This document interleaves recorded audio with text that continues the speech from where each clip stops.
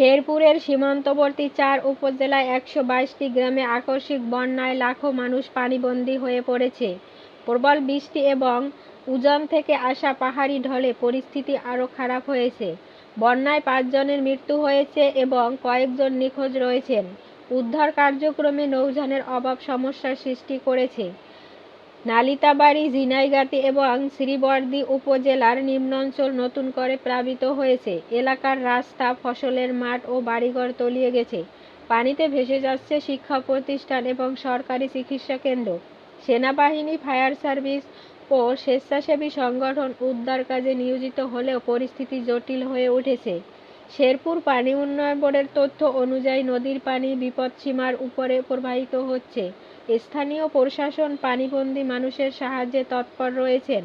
পানি উন্নয়ন বোর্ড জরুরি ভিত্তিতে বাঁধ মেরামতের কাজ শুরু করেছে।